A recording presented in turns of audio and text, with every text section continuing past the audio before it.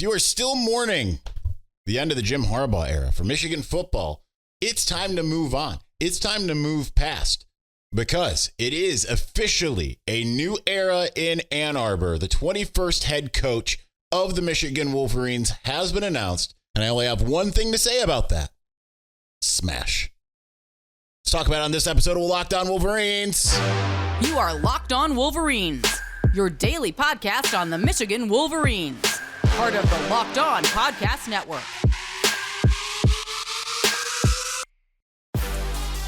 Happy Friday. I don't know what I say after this for some reason. Locked On Wolverines podcast, part of the Locked On Podcast Network, where it's your team every day. My name is Isaiah Hole. I'm publisher of Wolverines Wire through USA Today Sports Media Group. It all just kind of came back to me suddenly, randomly. It's kind of funny that I couldn't remember anything. Nonetheless, Friday night, 48 hours after Jim Harbaugh was announced to be going to the Los Angeles Chargers, waiver be darned, or not waiver, no, waiver be accepted, public posting be darned. Damned, whatever, I don't care. I'll just say that. Michigan has its brand new head coach without having publicly posted the job for over a week. And that is Sherrone Moore, the offensive coordinator who was the interim head coach for Michigan football over the course of the third game and then the last three regular season games. He has wins, a road win against a ranked Penn State team, and also has beaten Ohio State. He takes over the program, and that is super exciting news. Now, I know there are a lot of people out there who don't think it's super exciting, but I have a couple things I'll tell you about that. Obviously, you should be excited because you've already seen that he can in-game coach to beat those teams. Was it super dominant? Well, against Penn State it was. Even with running the football 18,000 straight times in the second half. Against Maryland, it was a little bit of a debacle. You can understand when you hear that J.J. McCarthy could barely walk and hadn't practiced all week. That kind of makes a little bit of sense. Chris Partridge being fired on the eve of. And Ohio State was certainly a tough game, but still, he ended up prevailing, and they end up winning that game. So he takes over as the new head coach. He got Jim Harbaugh's blessing. He told the team earlier today and his goodbye meeting that Chiron was the guy that he was hoping would take over. He's been saying it's kind of one of those hindsight things. If you go back and look at any of the press conferences or public appearances that Jim Harbaugh, anything he said on record, he has espoused Chiron as being his replacement essentially for over a year now. And it's kind of funny because obviously he only has been an offensive coordinator for Michigan for essentially 1 year solo. He had a year as a co-offensive coordinator with Matt Weiss, and now he's got that role. He had a co-offensive coordinator role also in 2021, but that was really Josh Gattis was the offensive coordinator. But it is a really good thing for multiple reasons. Number one, the most important thing is, aside from the fact that we have seen that he can at least do the game day duties, and obviously now he's got to run the program, is the continuity and stability. Having been around since 2018, he knows exactly what it looks like he's seen the bad, right? 2018 was a decent year. 2019 was very meh. Then 2020 was a debacle. He's seen what a non-winning culture looks like in Ann Arbor, and he's seen what a winning culture looks like in Ann Arbor. He can certainly coerce just about anyone, specifically on the offensive side, to stick around and not enter the transfer portal. So that is huge for Michigan and its future chances. They absolutely need that stability. Can't have the same type of mass exodus that Alabama or Washington just had, right? You've got to be able to retain your talent if you have any shot at not just going into the dark ages. Remember, that was the big downfall of Rich Rodriguez's hire, was that there were a lot of top players, from Ryan Mallett, may he rest in peace, to just a lot of other key players that just did not stick around for the Rich Rodriguez era. Could have gone a lot differently. The vision remains the same as far as we know at this point. I can't imagine that Chiron is going to come to his Saturday morning press conference tomorrow and be like, listen, we're changing everything. The other guy didn't do things good. 15-0 national champions. We can do better. And in order to do better, we're going to completely change things around. No, it's going to be, hey, I know what works here, and we're going to continue going down that path. Okay. It is going to be an uphill battle. The schedule is daunting, even if you look and you say, all right, some of these teams aren't as good as maybe they were this last year. USC wasn't as good last year as it was the year before, and it loses Caleb Williams, comes to the big house. So that feels like a winnable game. Texas loses a bit of talent, but it is still a college football playoff team that has Quinn Ewers leading the charge, but they do come to Ann Arbor. And then you look at Washington, which has been completely decimated, but they'll be going up against a familiar face to Michigan fans and Jed Fish, and it is in Seattle. And then you have Ohio State at the end of the year. Those are your 4 games, right? You hope you don't go 8-4. You hope that you go 10-2 or better, right? And it is possible that he does better. So there is a lot to really like there. The things that I think he will change are, as Josh Henschke reported, and I think we talked about yesterday, I can't remember, it was the fact that he is going to be a much more voracious recruiter from the head coaching spot. Jim Harbaugh was not one, and it is going to be interesting to see the types of changes that Sherrone makes and if he kind of moves Michigan recruiting into the 21st century finally, because Jim Harbaugh kind of relied on name recognition in the early going, right? And he was able to do that, and everyone was excited. I mean, he was the most prolific head coach in the country in terms of just brand recognition. And that paid dividends after that, after those first couple of years, after 2016 and 17 recruiting classes, it just didn't get the same pull because we had seen the results on the field at Michigan, right? So Sherrone Moore has a little bit more cachet in terms of he is going to, I'm sure, be very, very active on the recruiting trail, and that is something Michigan absolutely needs. So there is that. What is it going to look like? It's hard to really say, and a big part of it is he not only needs to retain his players, he needs to retain his coaches. And the good news is multiple people out there have reported it's a 5-year, $5.5 million contract. So that is giant, because when you keep in mind that they were going to spend, $12.5 million or $11.5 million, I don't really know. I've seen conflicting numbers out there on Jim Harbaugh.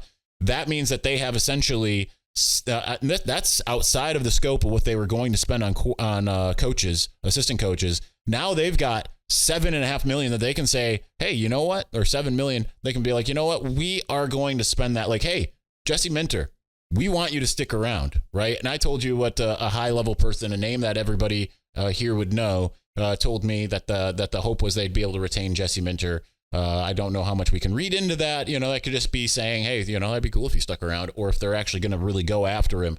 But that would be huge. Ben Herbert, that's the other name that you obviously need to keep around. As someone pointed out on one of the message boards, it doesn't seem likely that he's going to abandon the fact that he got his nephew a scholarship offer in Zach Ludwig to come to Michigan and be like, all right, peace, good luck, So lots to really like about this. We're going to continue talking about it. I've got some other topics I want to hit in this show. I know that you would think that I would spend the whole thing devoted to Sherrone Moore. We've talked a lot about the possibility over the course of a while. We kind of know what he brings to the table. If you're a follower of this show, I don't feel like we needed to be like, I don't think that there's too much nuance to it. We'll get to more nuance kind of in the coming month, but as we kind of learn more of what the Sherrone Moore administration looks like. But we'll continue talking about it here in the next segment. I also want to talk about the Athletic Ari Wasserman, who I've had a very public disagreement with on Twitter a couple years ago. He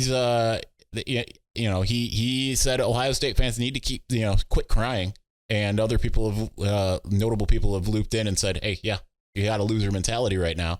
So we're going to get to that. And also Jim Harbaugh, some interesting things that he said to Angelique Chengelis at the airport yesterday. We're going to get to all of that and more, and we'll do that momentarily. Before we do that, listen, if you're like thinking about going to San Francisco to watch the Lions on Sunday, or, you got a bunch of concerts coming up, there's all kinds of things. You know what? There's one easy, best way, both easy and best, to get in the door to whatever that event is, and that is Game Time. Game Time is the fast and easy way to buy tickets for all the sports, music, comedy, and theater events near you. And right now, all users, get $100 off. That's $100 off. Yeah, you hear me say $100 off when they buy a big game ticket with the code Vegas100. With killer last-minute deals, all-in prices, views from your seat, and their best price guarantee, Game Time takes the guesswork out of buying tickets. There's so many things that I absolutely love about it. we covered, and I'm about to cough here. We covered last week when we talked about Game Time. While you had all these tweets and everything that said like the public prices for the Detroit Lions divisional round playoff game were get in the door were $1,100. I was reading you that you could get in the door for $400 last week. That's how great Game Time is, and that was without any discounts. So many things that are great about it. They're obsessed with finding ways to help you save money on tickets. Game Time has deals on tickets right up to the start of the event, even an hour after it starts. It's the place to find last-minute seats. So find exclusive flash deals and sponsor deals on all the tickets for football, basketball, baseball, concerts, comedy, theater, and more. And with zone deals, you pick the section and Game Time picks the seats for big-time savings. And the Game Time guarantee means you'll always get the best price if you find tickets in the same section in a row for less. Game Time will credit you 110% of the difference. So take the guesswork out of buying tickets with Game Time. Right now, all Game Time users get $100 off a big game ticket with the code Vegas100. Terms apply. Just download the Game Time app and use the code Vegas100 for $100 off of a big game ticket. So download Game Time today. Last minute tickets, lowest price guaranteed.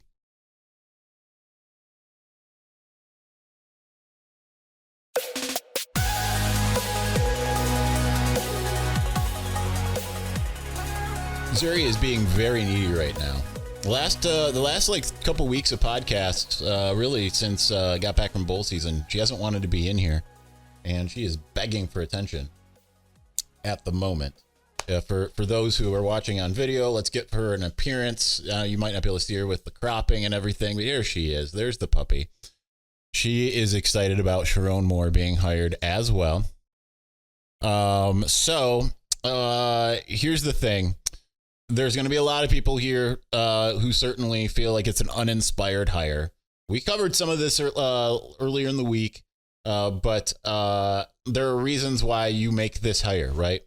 I understand he doesn't have like a ton of offensive coordinator experience even. I would have preferred another year of on-the-job training, but, you know, as Jim Harbaugh said in his farewell, he hopes that the Chargers become Michigan West and that the two programs are one, the franchise and the program are one. So that is really big news because that means that Jim can still continue to tutor him, right? And it also means that they're probably going to that there probably is going to be some coach sharing and things of that nature, kind of like how it was with Jim and John Harbaugh with the Ravens.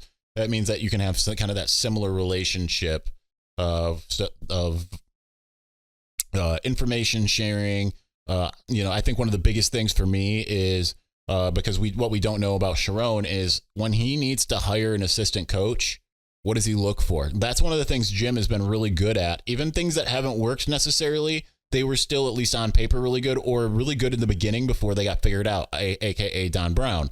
So for Chiron to be able to lean on Jim and say, like, what should I be looking for? Who should I be looking for? That kind of stuff when I make a hire, that would be huge, right? To be able to find the right fits wherever they go.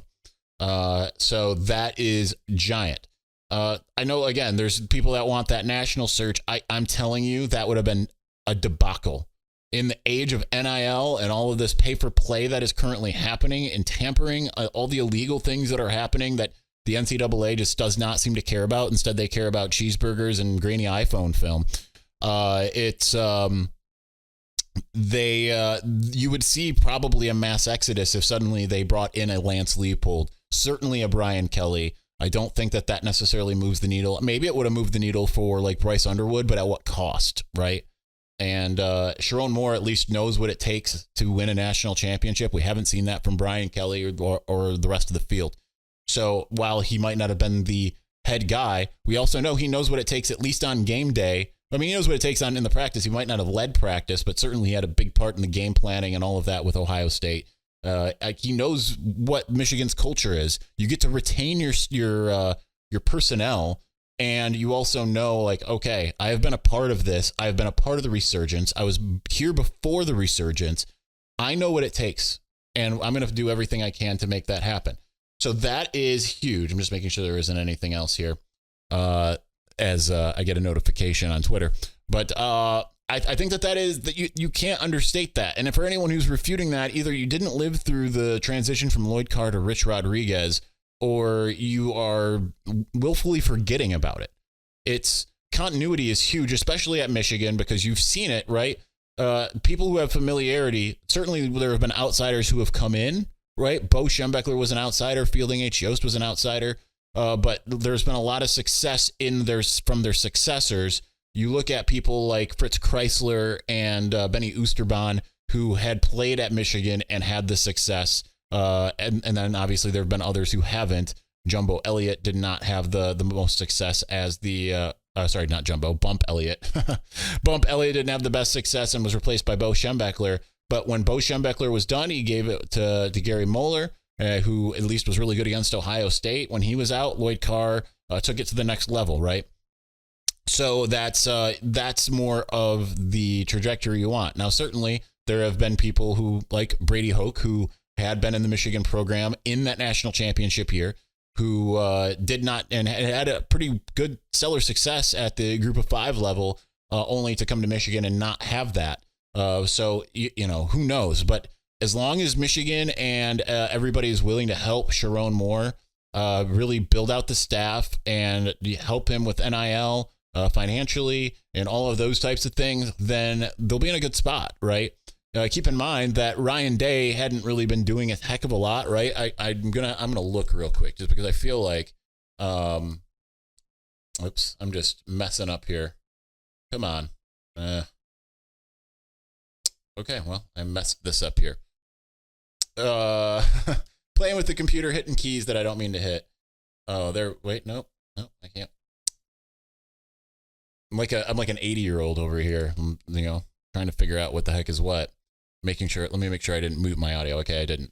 But like Ryan Day, for instance, he was an offensive coordinator at Boston College and at Temple, but he was the QB coach at San Francisco. He was the co-offensive coordinator, meaning kind of what Chiron was in 2017, and then he was the offensive coordinator in 2018, and then moved to head coach. Now, obviously, no one in Ann Arbor wants to necessarily replicate what Ryan Day's done, but when you look at, obviously, the outside of Michigan and, having not won any national championship games, it's not like he had this, like, glaring experience that you'd sit there and say, okay, that's great. Yep, he's an obvious head coach.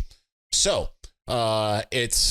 it can be done. It can be thought of as a very well in the same kind of vein, because nationally, regardless of what you think, Ryan Day is still thought of very well. So I like all of that. So in that light, we're going to let's move on because we're already kind of up against it. And let's discuss the other topics that I wanted to, the Ari Wasserman thing and what Jim Harbaugh said about Warde Manuel. We'll get to those things here in just a moment.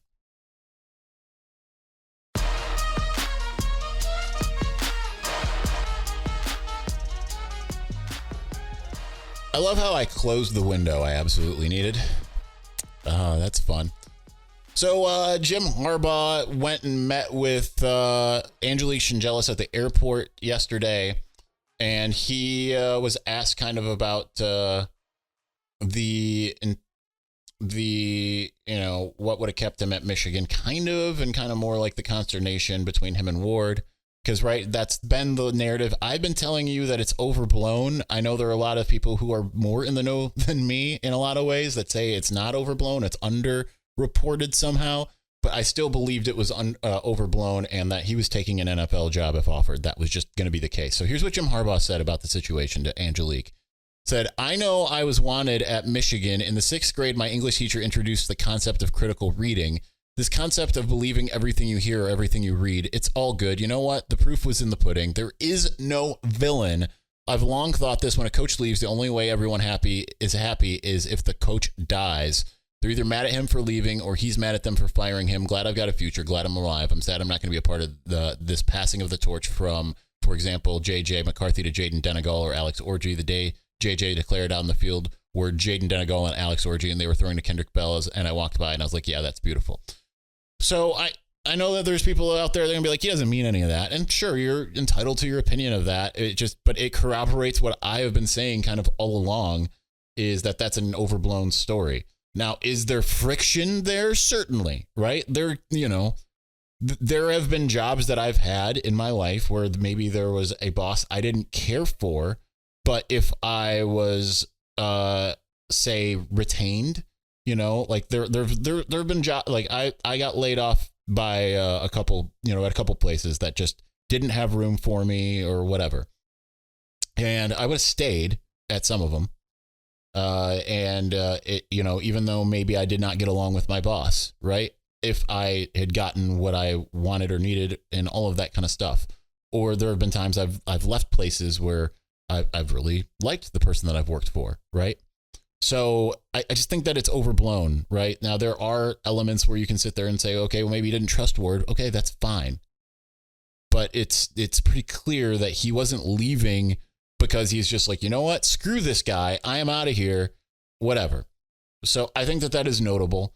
And we should stop the revisionist history and kind of trying to surmise, right? There's been this, even just in the last 48 hours, I've seen plenty of threads and Twitter comments and all of this stuff that fire Warde, like the job hasn't even been posted yet. And yet, they've got 7 to 10 days before they can announce Chiron, and he is not doing anything, and he's just sitting on his hands. Well, as Anthony Broom pointed out on Twitter, Michigan announced Sherrone Moore in a less of a time frame than Alabama did Kalen DeBoer. So to some degree, you just have to kind of sit back and say, okay, maybe he's not quite the boogeyman that I make him out to be.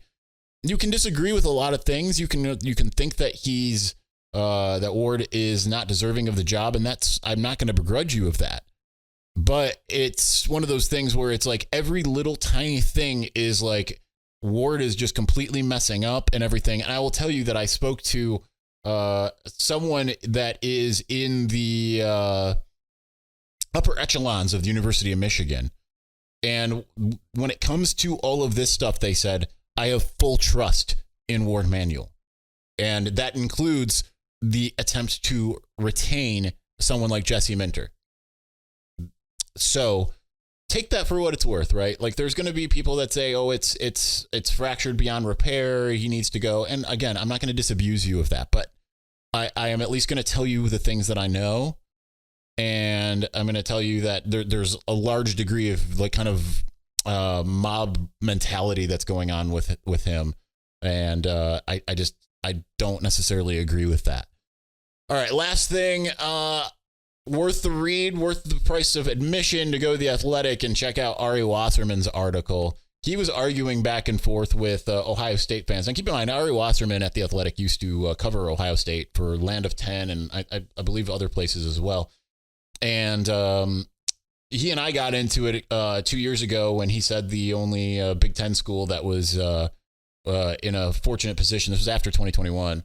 After that season, so this was 2022. We said the only Big Ten school that could rival Ohio State and win a national championship was Penn State. And he and I had a little bit of a Twitter spat about that.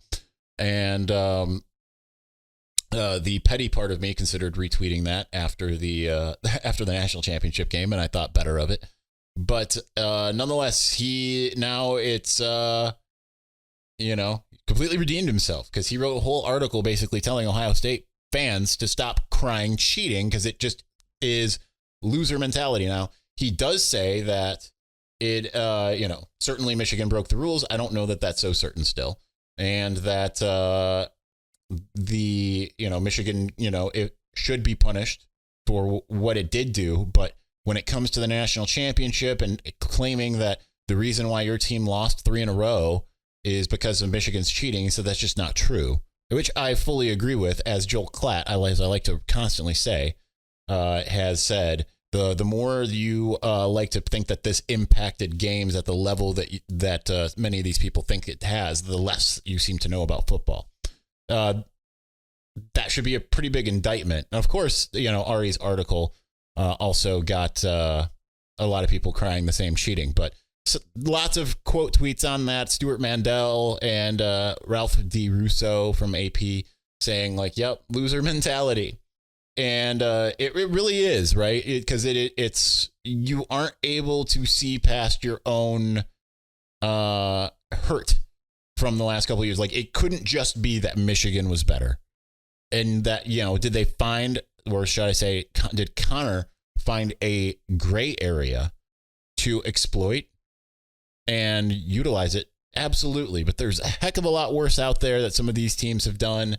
We've covered some of that here and everything. So wink catapult. So I have some interesting stuff I can't share on that I just heard this week. Just confirming what I have told you. But nonetheless, of course, there's just going to, there's no way that they can just sit there and say, hey, maybe we should be better. Right? Even Ryan Day doesn't seem to have that mentality because he's not looking at Michigan and saying, what I need to do is load up on the offensive line. Instead, he went and got one offensive lineman in the portal, the one that struggled mightily against Michigan from Alabama. Like, he does not seem to have any indication of, here's what I need to fix. I guess maybe he's just hoping Sherrone starts falling off a cliff and he can get win number 2 against Michigan. Maybe. We'll see. But nonetheless, I think that the RA article is spot on. I think it's highly worth the read. And it's not a lesson that Ohio State fans will learn for whatever reason, or Michigan State fans for that matter. They listen, they already have a loser mentality. So that already is existed. But I think the thing for Ohio State people is that they have been front runners for so long that they just do not understand or know how to handle, right? From the flu to the snow to, 5 plays, all of that stuff. They just do not understand or know how to handle losing to Michigan because a lot of them haven't experienced it because it had been such a dominant 2 decades in the rivalry. So to close out, hopefully Sherrone Moore is able to keep the recipe going and absolutely upend them because it really would upend them. Because I don't know that if you fire Ryan Day for losing to Michigan again, I don't know that there is an obvious heir apparent on their own staff. You might end up having to hire someone else. And in today's day and age, mass exodus. That's how that works.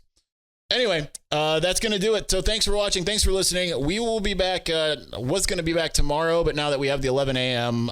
Press conference and there's a basketball game right after, I do not see how that's going to work. And Sunday is probably also not going to work. So 4 this week. Was hoping for 5 to get back to 5 after a couple weeks here of 3. But we'll be back on Monday most likely. So thanks for watching. Thanks for listening. We'll be back soon. Peace.